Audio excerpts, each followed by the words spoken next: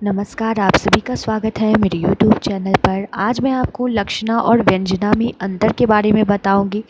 लक्षणा और व्यंजना के बारे में, अभिधा के बारे में शब्द शक्ति के एपिसोड में मैं आपको बता चुकी हूँ और लक्षणा के भेद के बारे में भी मैंने आपको बताया था।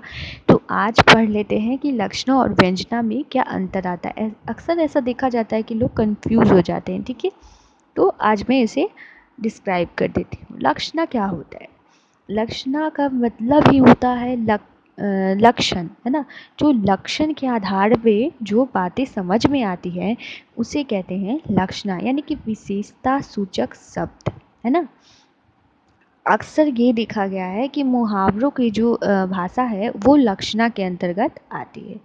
और व्यंजना में क्या होता है, जब अभिधा और लक्षणा का काम खत्म हो जाता है तब व्यंजना का काम शुरू होता है। तो यानी कि जो भी अर्थ शेष अर्थ बच गया लक्षणा और व्यंजना के कहने के बाद, तो क्या होगा, व्यंजना उसे एक्सप्रेस कर देगा, है ना। तो भाव प्रकट करना व्यंजना का है, एक्सप्रेस इमोशंस को व्यक्त करता है, ठीक है। अब लक्षणा को क्या देखते हैं, ये लक्षणा में है कि जब अभिधा अभिधा यानी कि मुख्य अर्थ बताता है।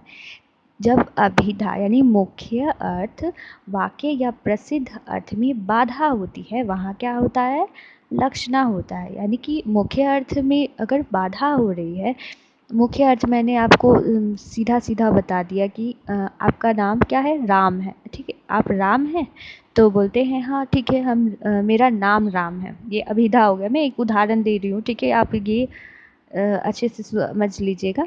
राम है तो बोलते ठीक है, मेरा नाम तो राम है। अब बोलते हैं आप राम हैं, मतलब सेकंड अर्थ अगर हम लेते हैं, सेकंड अर्थ राम है मतलब राम है। मैं अगर ये कहने जा रही हूँ कि मर्यादा पुरुषोत्तम राम है, यानी कि ईश्वर वाले राम है, या सिर्फ आप राम नाम के राम हैं, है ना।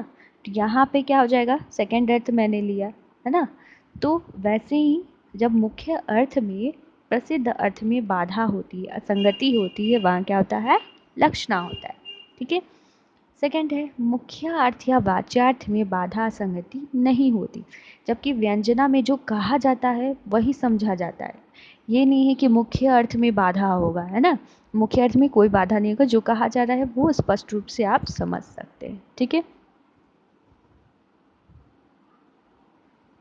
ओके, तो जैसे मान लीजिए कि अखियाँ हरि दर्शन की प्यासी, मतलब आँखों का भूखा होना तो संभव नहीं है ना। वे मतलब खाती तो नहीं है आँख, आँख को कहा जा रहा है कि हरि के दर्शन की प्यासी, यानी हरि के का एक बार दर्शन हो जाने का प्यास है आँखों को, यानी कि भूख है ना, भूखा है। तो यहाँ देखा जा रहा है कि भूखा का दो अर्थ हो जाएगा।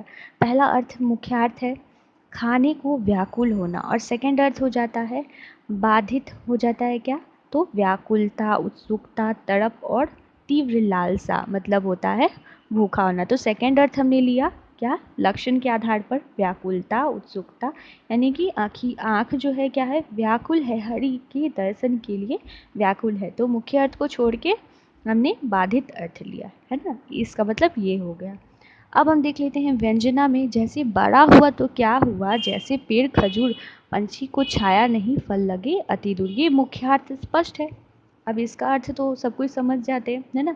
लेकिन व्यंग कसा जा रहा है, किस पे व्यंग कसा जा रहा है कि ऊंचा खानदान का होने से कोई महान नहीं बन जाता, क्योंकि ऊंचा कुल का होने से कोई महान नहीं बनता, बल्कि अच्छा भाव विचार होना चाहिए, किसी को सुख सहानुभूति देने वाला, उपकार सहायता जो ना दे, वैसा उच्च कुल का होके कोई बात नहीं, है ना।